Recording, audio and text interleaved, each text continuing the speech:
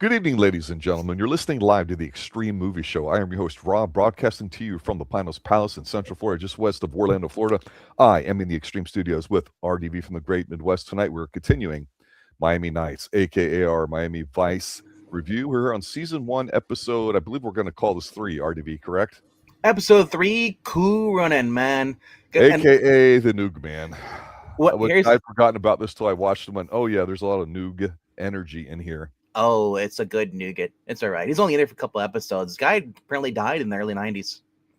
Yeah, so this is an episode that, compared to the first that we've watched and reviewed, was pretty much a bit more pedestrian to me. Not a bad watch or anything like that, but forgettable in a long term. But there's some interesting things that happen into it. I felt like some of the scenes in here are a continuation of the types of shots that we saw in the first few episodes. I'm going to remark on those as we go through some of these slides here too. But I do appreciate the fact that in this episode they're trying to establish what would be an informant character with it, especially since they're only a couple of episodes in. What's your take on this episode? I want to quickly touch the fact that you said about there seems like they're recycling some scenes. You're going to see that in the next couple episodes. You're going to see that with them driving the car, driving around. That's going to be recycled into the next episode and the episode after that.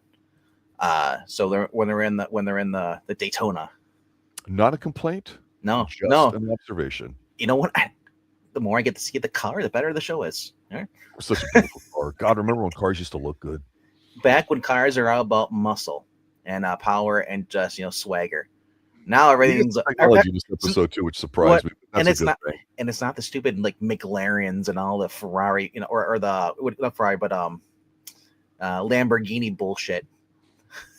I'm sorry, Lambo, bro. Yeah. You probably surf too. How'd you know?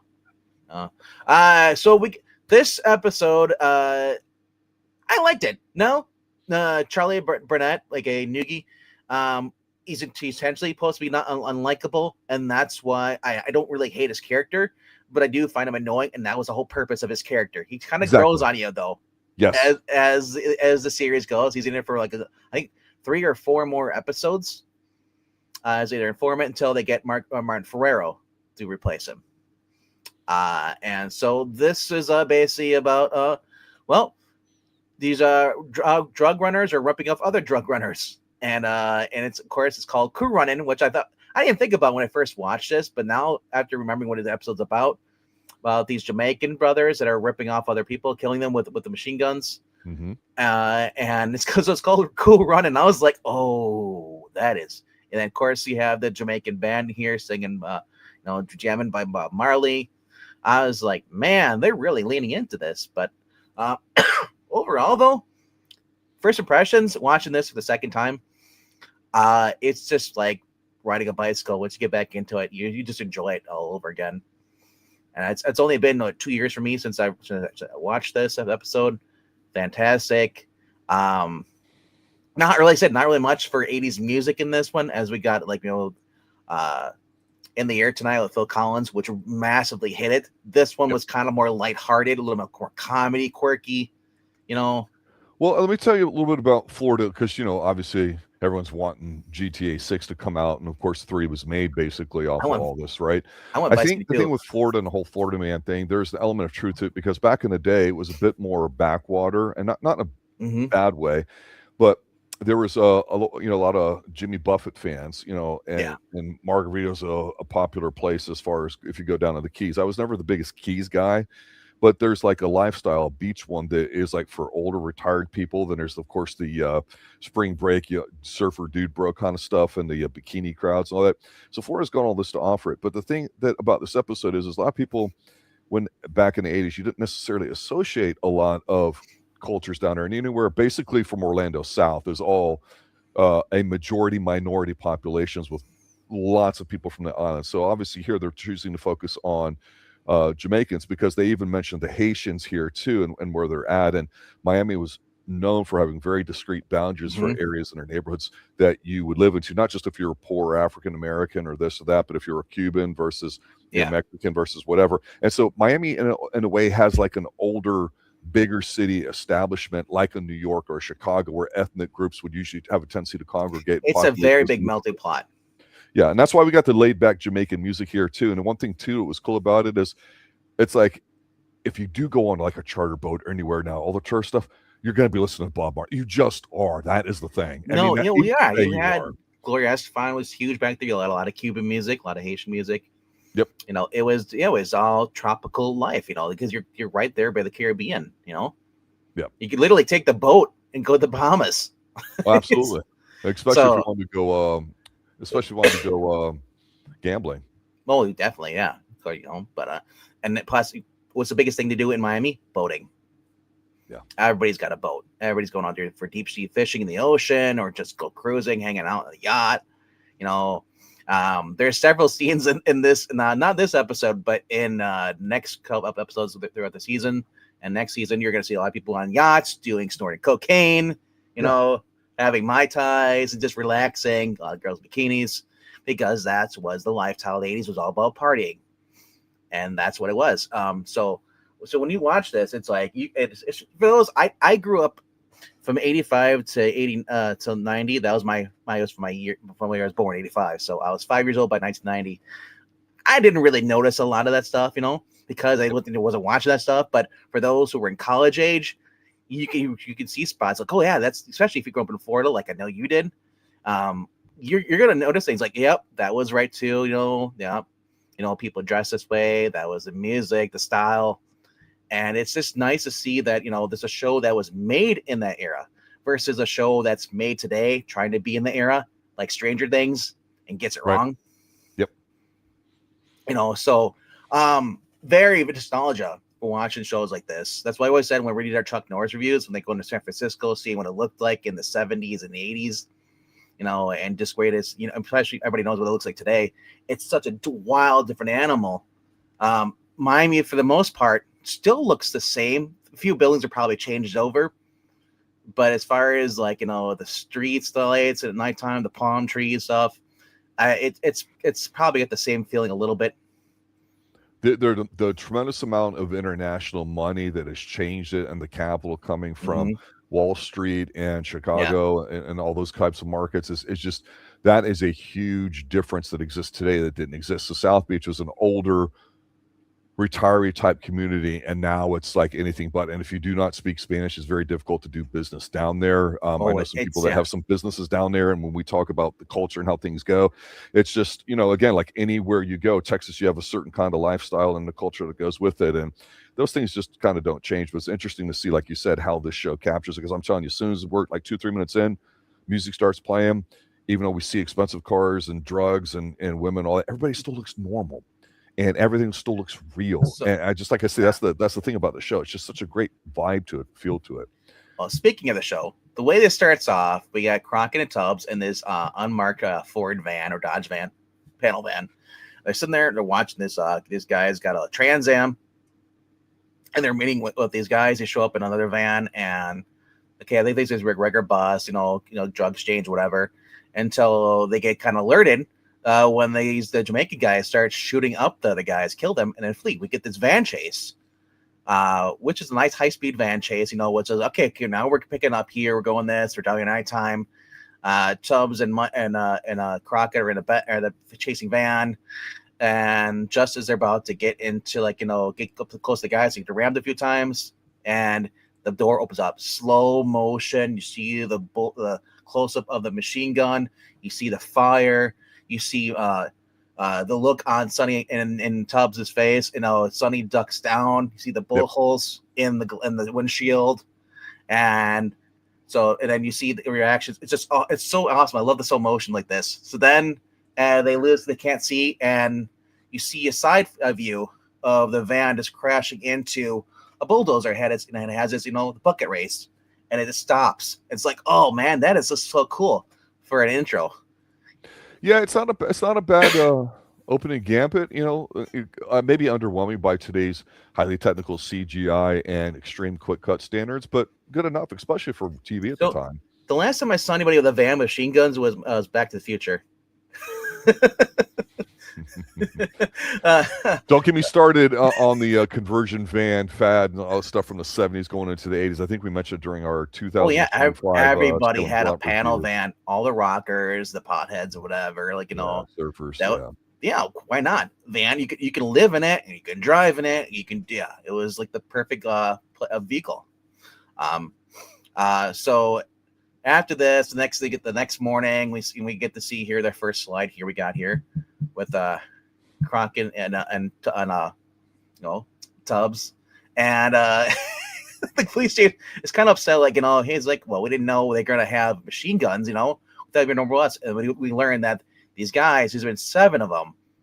These guys have been ripping off other people. I also want to know that this is the only time you're going to see Sonny and or basically Sonny, John Johnson standing around without a jacket on outside. Well, I picked this particular one not only because how good the clothes look and everybody looks in here, but that color was extremely popular. I was a big wearer back in the 80s of Ocean Pacific T-shirts, and a lot of them had that kind of beachy color. Yeah. And also, too, I think I even put another clip in here just to pop myself and for the fans, because this is a pet peeve of mine. I've never brought up in the 6 years that we've been doing the Extreme Movie Show. Look at the coffee cup that he has. Do you see that there in his right hand? Yeah, it blends right in. And you see the water level there of what might be coffee in it? It's at the very bottom.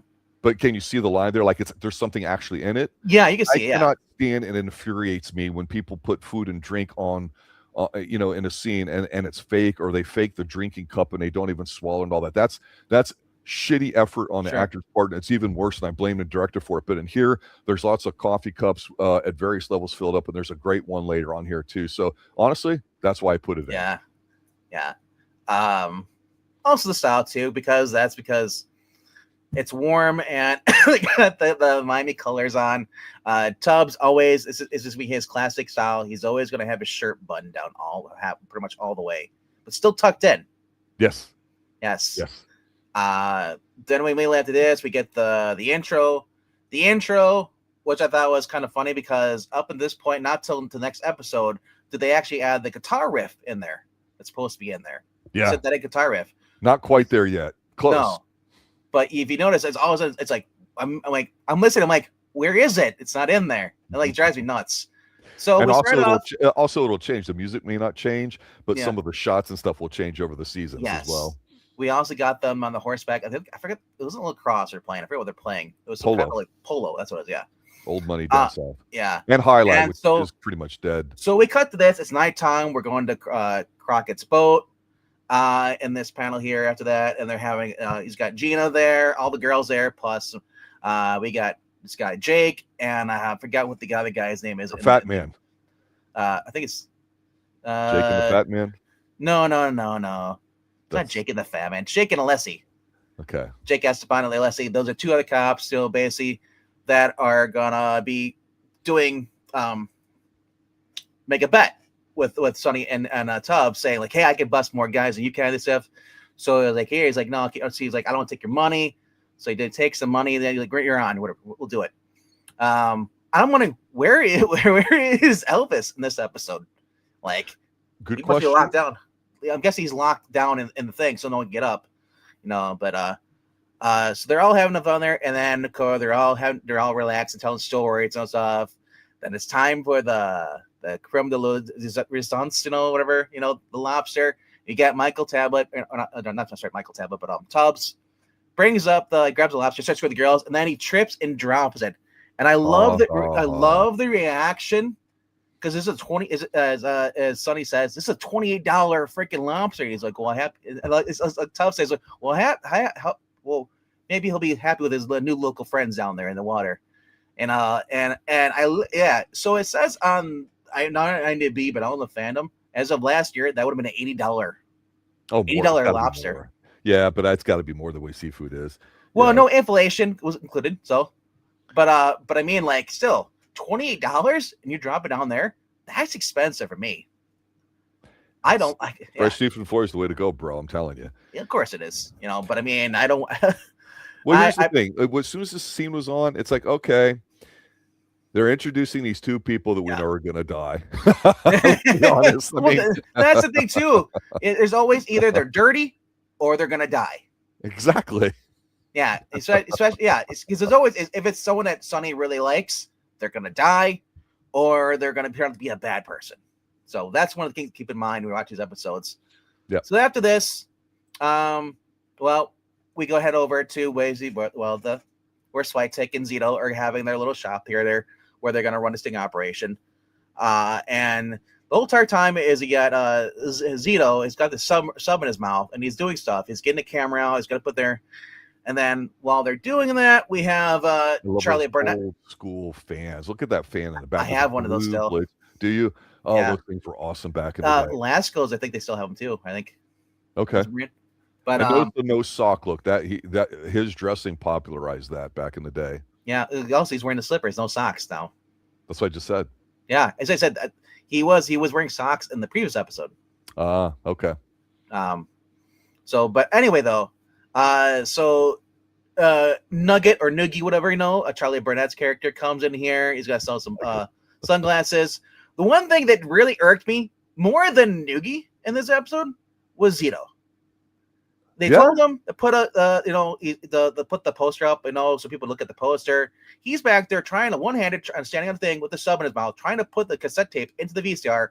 Somehow cannot do it after 5 tries. This is where the police can illegally profile and record people against their own will. Yeah, but I mean that doesn't bother me. It's the fact that how much of an idiot Zito is. Take the exactly. Out of your mouth, and get it in there. And so of course, when he's doing this, Noogie's like, "What's that noise?" And and Zito's like, "Oh, it's just next door construction, whatever." And then the panel falls off the TV, and you see Zito's head sticking through like Ace Ventura. It's not funny. He's got the camera, and I was like, funny. It was not funny. It was annoying. I was like, well, so after this, they arrest Noogie, take him down. We go to the station. We get Gina's kind of really heavy flirting with Sonny. Means their relationship is kind of now it's confirmed. She's glowing. Last episode, they were like kind of like on and off. We don't know what was going on. Now it's confirmed that they are in a relationship. And then he gets papers saying that he's getting divorced. So then he gets served while he's talking. Yeah. This is kind of funny. And she's like, "Well, do you want?" He's like, "No, it's coming through. I'll see you at 8:00. Don't worry about it." Yeah. So then we get. You're Noogie. Not turning down any Noogie. I know, right? So you get Noogie in there. So, this was him, and this was, and I honestly, this was actually out of order. This was supposed to be before that. This was him as the thing. So that's a little bit out of order, but yeah, it's just Charlie Barnett. Look at his nails on his left hand. See that? See how wide and round those things are? I just never noticed that till just now, because I usually try to look at people's fingers and stuff too, see if they're manicured or whatever. And those look, I don't know if those are press-ons or what the deal is. They look fake, yeah.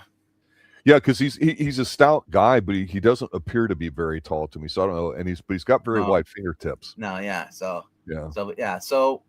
after the whole thing, after he gets served, you see this nice scene straight up here. This is the hospital, I believe, is it? Oh, not the hospital. This is the South Beach hotel that Sonny's going to meet his wife, current wife, who's got her divorce over there, serving him up. And what I liked about that particular shot was the fact that, I go back to our James Bond review here on the Extreme Movie Show with the young 27 of watching them in order. We started off, we got a couple of episodes in, we got into Goldfinger, which is in Miami Beach too, and that's the Fontainebleau. I don't remember which hotel this one was here, but it's just such a nice shot of what it looks like in the afternoon when you get the I think that actually was everything. Yeah. Miami Herald parking lot? No. That's opening scene. Oh yeah, that is the Wyndham Grand Bay Hotel. Okay.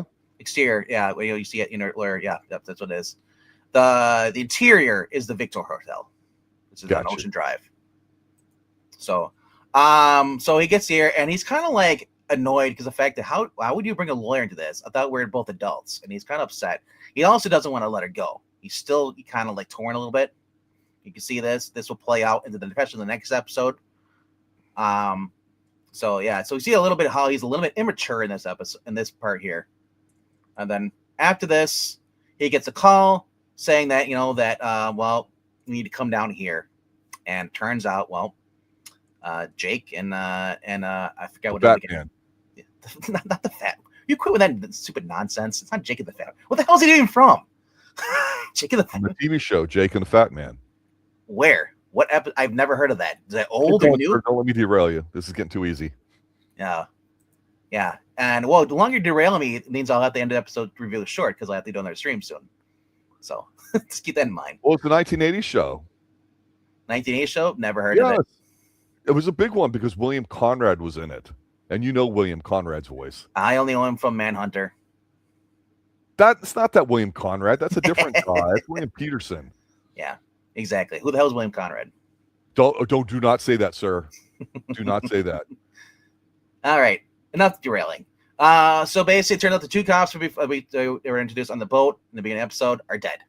And now we get to see that them pretty much grieving at the office now. And they just don't know how that can happen. And of course, we get they want to go get revenge. They're going to use Noogie as bait. You know, going to have him because Noogie says he can get hold of these guys. He kind of knows it's a Jamaican bar. He's going to take him there. Tries to run away, you know, and they're kind of upset with him. So eventually they throw him in the back of the trunk. But then later on in the episode, you know, we have Tubbs is getting mad at Crockett. He said, Crockett, you're trying to cut some corners. And Crockett says, like, oh, like you? That was a nice exchange. I actually think that was probably, seriously, out of the entire episode, I thought fundamentally, if I had to snip one little exchange that was the essence, not of what this episode was, but of them together as partners now, that just nailed it. Because this clip here that I picked out, he's just a very beautiful man, and his accent was really spot on, and he had to prove to the Jamaican guy that he was legit from New York, from Jamaica Queens, and all this kind of stuff, or whatever he was saying. And so there's this actual, even though they're sitting here and the music is playing, the Bob Marley music, right? They're going back to the same bar. That feels like your evening bar setup, right? And this is actually the best scene to me in terms of like you feel the tension. You can sense what's going on here, and he's calling out on something from an earlier episode, and that's nice continuity because the rest of the episode, other than establishing Noogie, it's just a little filler here and there. But I mean, really good stuff, and this is where Tubbs really shines because he's an intense guy himself. He's not a B-level player. There was another scene I was going to have when they're actually looking at each other, but I go with this one because it's the one you chose. Yes. So after this, look at his eyes. It's just great. Angry. You know? So they get this from Lester, the guy who basically does their tech for them. And they had some recording that left over that they apparently that Jake basically had said before he was dying. He was like, I don't know what he was saying. The guy like, hey, don't you want to listen to the tape? You know, I was like, sure. So while he's driving his Ferrari, he puts a cassette tape in there. Him and Tubbs listen to it, and like, what is Red El Dorado? The funny thing about this is that you can literally hear what you're saying before the guy even remastered it. You heard it the first time. So, but they wanted just for to make it cool because it's like TV. Well, yeah. When's the last time we saw a cassette in anything? Yeah. My old car. That kind of popped there in his car, and this guy. Well, what does the guy say? He goes, "Hey, this took me over 3 hours to blah blah blah." And the remaster. That was a big deal back in the day. And that actor, I think his name is Julio or whatever. He would go on and star in Police Academy 5 a couple years later. Yeah. Along with Noogie's girlfriend at the end we see here. So, but yeah, I love this. I love the wood paneling, dude. I love that. Oh my God, right? All that stuff, how simple it was back then, All right. And he even rewinds the tape just to play it again, All right. So they basically realize what's going on. It was a red Eldorado. It means these Jamaicans had switched their cars. They were chasing the wrong guys. Noogie ends up getting kidnapped by the guys. And the Jamaicans are holding him hostage. And it was just like, at this point, I was like, this is getting a little cliche a little bit. Jamaicans with guns. But yeah, so Crockett then basically shows up to make it the deal. He's like, hey, the guy, he's like, hey, let's go down to the car. I'll check with one of the guys. And then out pops up, they open the trunk. Out pops Tubbs with a taser and just gets the death. Tasers were not a thing back then, bro. I went, we tased them? Did they have them back then? Yeah. Well, I actually like this extraction bit. This was kind of smart and good. This I thought was smart writing for how do they get themselves out of here, right? This is good stuff. So not only this, because remember we talked about how Crockett was cutting corner and stuff, and this is the aftermath of that reaction because So Tubbs puts on the deceased Jamaican's clothes, goes up there, they knock on the door, they open up, and then they shoot one of the guy, gets killed. The guy sitting in the back there ends up basically, actually, this is before this. So the guy on the right, that's the outfit that Tubbs puts on. That's the guy who goes downstairs with Sonny. The guy in the back ends up, he being the last one surviving. The other one gets killed. And then eventually they go to another room and they have a shootout. They get shut the door. Turns out that Noogie got hit in the arm. He's crying. He's in pain and stuff, and Sonny feels bad. So after this, they go to the hospital, which will be in the next scene here. This is him driving away with his girlfriend. But the hospital is featured in what you want to call it? Golden Girls. Oh. Yeah, the backdrop. When I used to watch Golden Girls, it's the same direct, the same hospital. It is it actually says the name here at the back of the thing. So let me say this about this particular St. Francis Hospital. Here. I put this in here because pink became like a really hot color for guys in the 80s. Yeah. And this Mustangs from the 60s they became a thing because they were like 20 years old, and a lot of people like to work on their cars back then. And this is a really good looking pink Ford Mustang. I don't know if it's a 64, 65. I'm thinking it is, just because it looks like one, and it's convertible and all that. Yeah. And I just thought it was interesting because we used to see these in high school and out in the road a lot of different cars. The other thing too is now that you mentioned with the Golden Girls, because I didn't really watch that, but it's interesting because in the 80s, Florida was trying to become what they call Hollywood East. And so South Florida in particular, and actually here in Central Florida in the mid to late 80s, you started having a lot of television production with Disney being planted here in Universal Studios, that if you took a show like the Golden Girls, which I think, I don't know, started after Miami Vice, they would have already had the information of, hey, we can use this shot and that shot. And here's what works, here doesn't, The movies like Mannequin really featured a lot of bright colors like this too. Pink as well, one of the main guys. Yeah. Who I think it was gay. I'm just saying. I've never been a fan of guys wearing pink. I thought that was kind of weird. Kind of like guys wearing bright yellow. It has a connotation to it sexually that's not very flattering to a heterosexual male, generally speaking. But there are certain colors. I always peach or salmon on certain guys that's not. So he's wearing pink and black. I can respect that. If he's wearing all pink, that's a different story. The pink car though is actually her car. And so at the end there, I thought it was really cool as I started this. If you watch the episode at the very end, it gets the Michael Mann production thing at the end. That's how they end it. So I said, this is a very quick episode for us, to watch. It's only 45 minutes to 50 minutes long. Which is long for an hour's worth of TV time at then. Yeah, now it would be 32, maybe 34. I'm guessing. Well, a lot of shows are 30 minutes. This is going on to an hour now. We're starting into that stuff. And here's the thing: is like it flies by. One of my you said this is one of the newer one of the first episodes. We get this actually the first episode we get to see Noogie in here. He does come in there. Him and Martin Ferrero both end up having to regrettably team up together. They don't like each other. They think each other. The other one's a con artist. They don't like each other. So there's kind of like a tension between them two. Like who's the better con artist? Who can get the more stuff? Who's better informant? And they do work well together later on. But for this, though, I said this was I want to say the filler episode. It was more of a low level establishing. You establish a setting.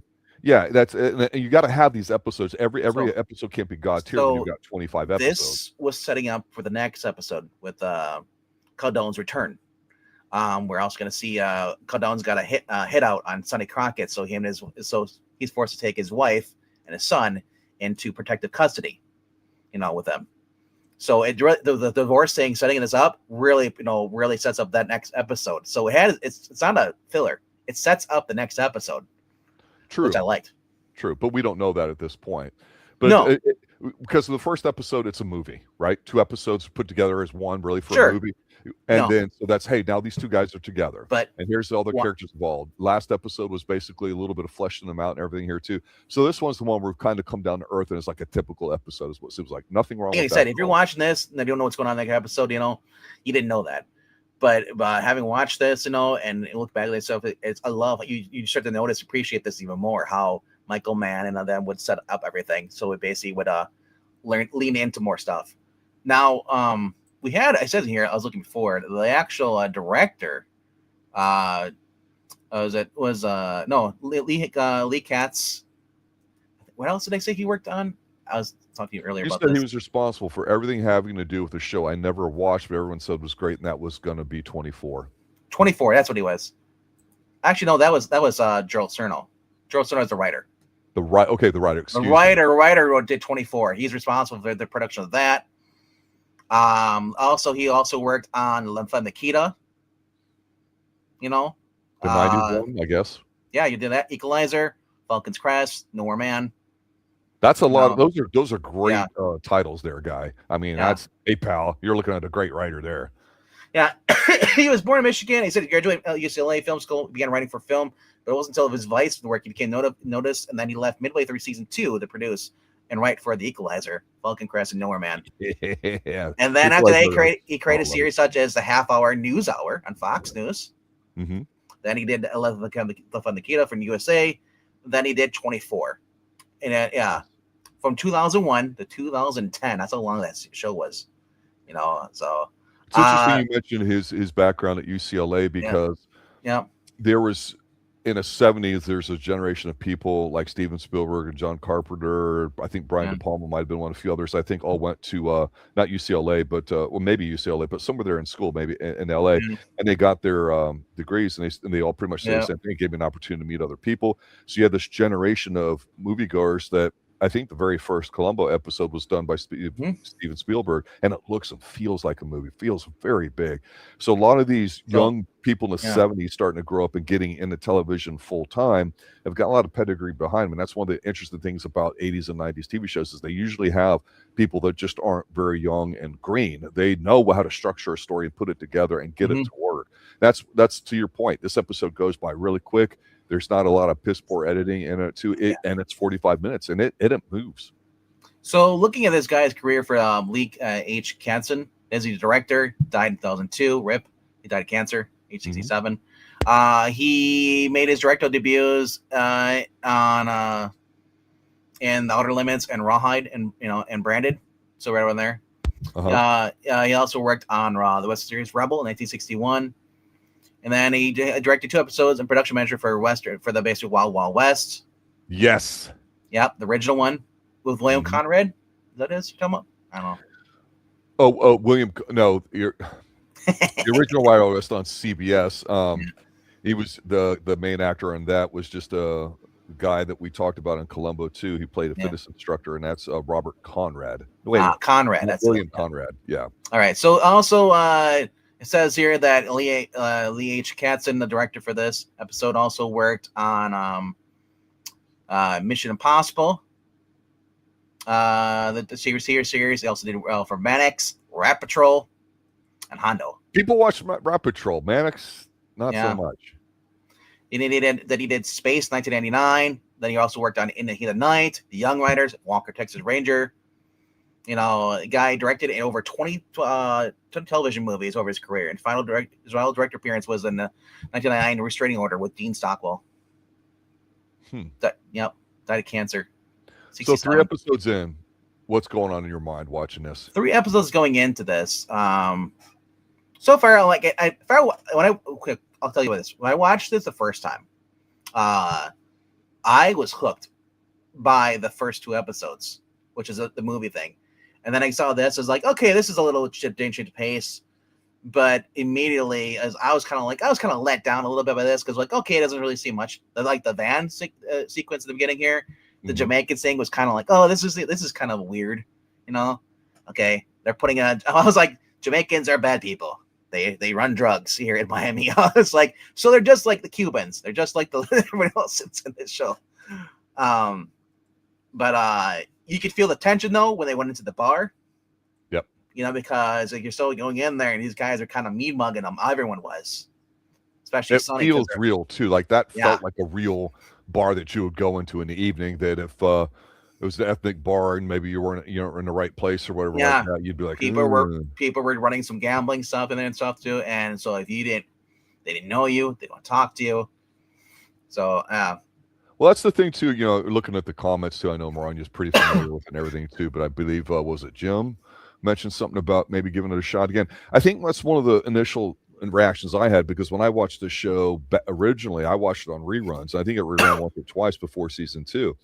So to me, I was like, okay, what's the point of the show? Like, usually shows kind of ran around a singular person. The Wild Wild West, I always think of, had 2, but there was this we would call like the journeyman, the everyman, every episode, kind of like a Kung Fu or Incredible Hulk or Fugitive or Prisoner or something that the show would revolve around. And here it was a team of guys, and it was yet another TV detective type of cop show, which there were so many of them. But I tell you, the thing about the show, it's not the story. Hey, there's a screw up between 2 different groups of people running drugs. They get the wrong guy in the last second. They save the guy that's their informant. Okay, that doesn't sound really exciting, but the vibe and the feel that you get while you're watching and get sucked into is the hook of it. And I think they realized that in season 2, because I just feel like they go, okay, we know what we are. Let's make that 100%. Here, I still think they're figuring themselves out. Well, also the fact that their informant gets shot in the arm and he's in pain there. It's real. It's like I said, this wasn't like a normal, like, cop show where, it's kind of cutesy. No, it was real. He was shot. They didn't show the bullet hole, blood coming out, but you see him, he's holding there. And the look on Tubbs' face and Crockett's face is like, they almost got killed. So like, it puts a reality check into Crockett. Also, before they go in there to confront the bad guys, they see flashbacks of Jake and his partner, and they're just kind of laughing. Yeah. What's that? The calorically challenged individual. Clark. Which one? Jake and the Fat Man.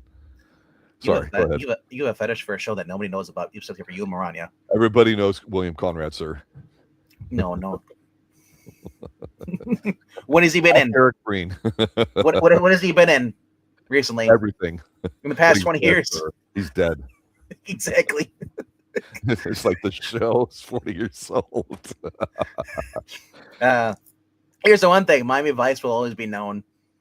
Whether you watched it or not, people have heard of it. Even people who, because it's always brought up. People talk about it. It's one of those shows that'll always be, it's iconic. It'll always be around because it was not only was immortalized in GTA with Vice City, but no, it's basically like the show with the music, the car, 2 guys, the detectives, Mm-hmm. So it'll always stand. I think it'll stand the time. I think 100 years from now, people still know what it is. It's one of those shows. Well, it's a great cultural captivation of the time, or like that. Like you feel it. Still fits today. Yes. And that's the thing. It's just that the only difference is there's no smartphones. There's no satellite tracking. Yeah, for the most part, and very little computers and very little stuff like that. So it strips away all that stuff people like to call the cell phone problem or the instantaneous information issues, Yes. It's interesting because people think, if somebody lived 100 years ago, maybe they spoke with different words or had an accent, or 200 years ago, and somehow they were stupider because they grew up on a farm. It's like, doesn't mean that people had less intelligence or whatever like that. It's just life, Well, and the human part always is there, and this show captures it. That scene you brought up that I commented on, I just have to say, if this is a movie, this is what I'm paying for, is the scene where he calls Crockett out on him. Hey man, you're setting him up. You're using him as bait. That ain't the right thing to do. He's like, believe me, I know what I'm doing here, and I feel bad about it. And if he dies, I'm gonna do it. But whatever choice do I have? Oh, by the way, who are you to do that? That exchange is where I'm saying, my money. It was real. It was real because the fact he feels guilty because that guy got himself killed because he was too busy, too eager to win a bet that I made with him. Yeah. So he's responsible. He basically, no matter what, he's going to go after it. And he looks at Noogie as being like, hey, another guy, who cares? So, he's a little fish getting into a bigger fish, Yeah.